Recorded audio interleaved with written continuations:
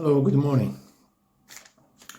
The Muslim faith, we have the 6 pillars. We say we believe in a oneness of God, angels, prophets of God, the books, day of judgment, and the destiny.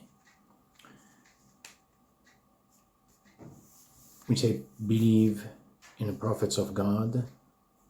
Why it is so important to believe in the prophets of God? Of course, they are part of the puzzle of existence. In other words, if you try to isolate one, you have isolated the epoch, the era of that particular prophet. Therefore, there would be a cataclysm in the eternity, time-wise, space-wise. Well, we see people they don't believe at all in the prophets, so probably they don't have, but you don't modify the world, the objective world. The objective world is intact. The cataclysm takes place in a person's psyche, in his subjective world. One thing, very important point, has to be highlighted by the sun. There is a frequency, call this a frequency, call this a persona, call this a character, a wavelength of each prophet within the person's psyche. Each epoch is of the prophet during his time, what he did, that power, potentially he is existing in every person in this world. So, as a believer, when you say, I believe in his existence, that's fine. At least you left it. But to develop, to allow your mind navigate beyond time and space and to live that particular era while being in this present moment, that's a big effort. You see, God gives you according to your thirst. The thirst, you provoke it. Someone tells you, I am fine if I drink just a glass of water. It's sufficient for me.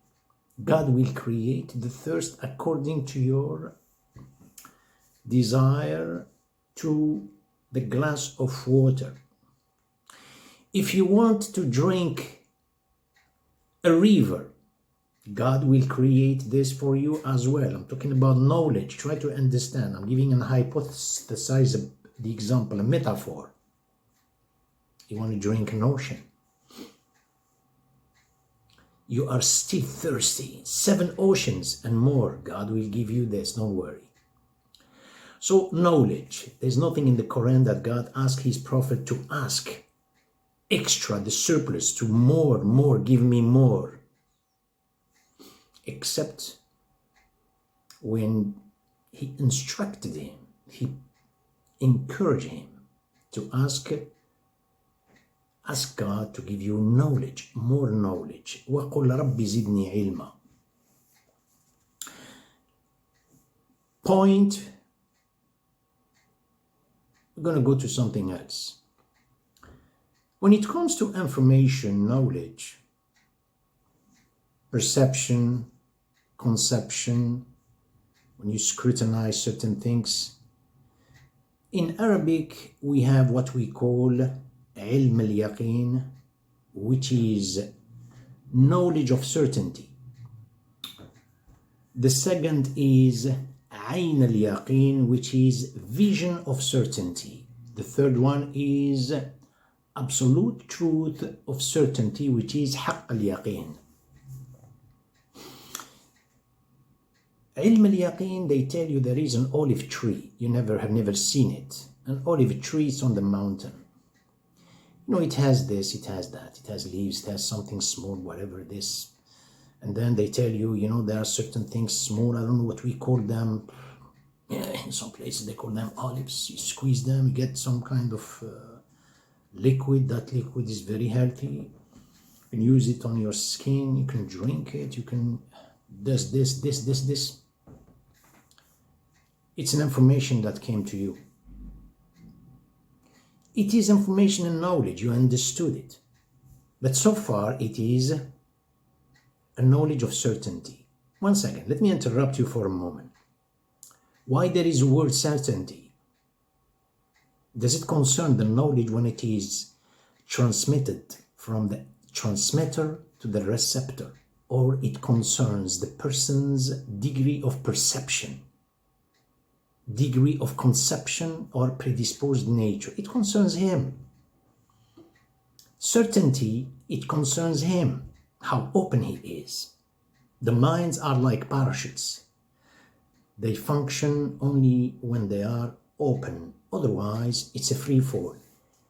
Now, so far, they told you. Then you walked, you ran to this tree to reach it. You got there and you saw it. Vision of certainty. This is the second degree. A vision of certainty. Wow. And then you started living, embracing, having contact with the ecosystem. Is not just distant, detached from the ecosystem. No, you live with it. You drank it. We don't drink. We used it. We squeezed those olives and olive oil, did all kind of things. We mixed it with the figs, dry figs, very healthy, very. Then here, this is haqq al-yaqeen, which is absolute truth of certainty. This is just an example. When you understand something about the Prophet and you say, I know Prophet was, I believe in this, that's fine. I repeat, if you want to navigate beyond time and space to that particular era,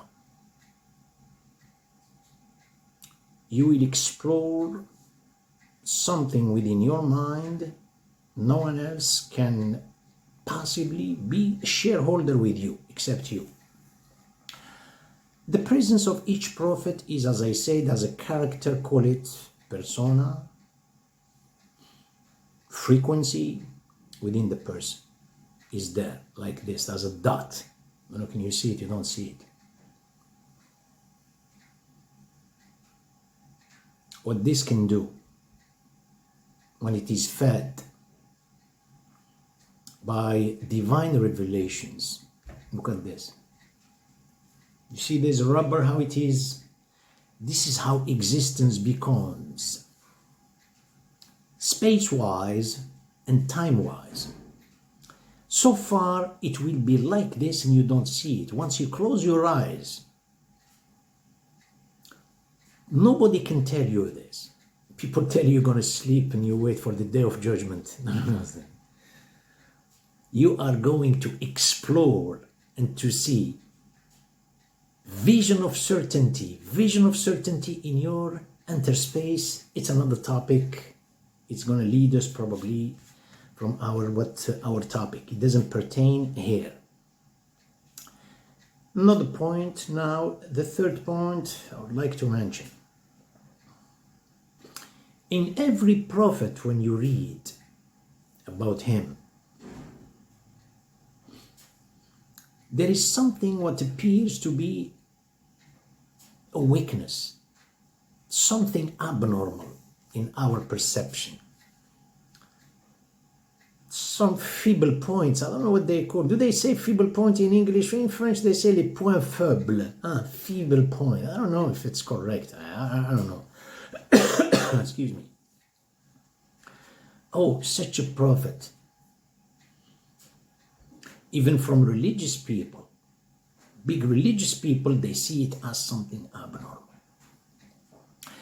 You know, they don't know what is a prophet. A prophet is a puzzle of existence, is a perfection of God on earth. Within that imperfection that seems to you as imperfection is a test. You are under a test by God. That's fitna. You say fitna?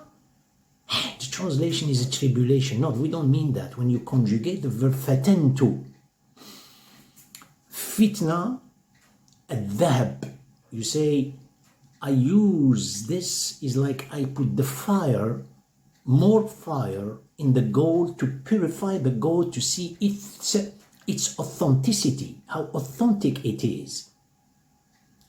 When the test comes to the person, God is testing you how you perceive your conception, but unfortunately, it's a misconception all the time, guys.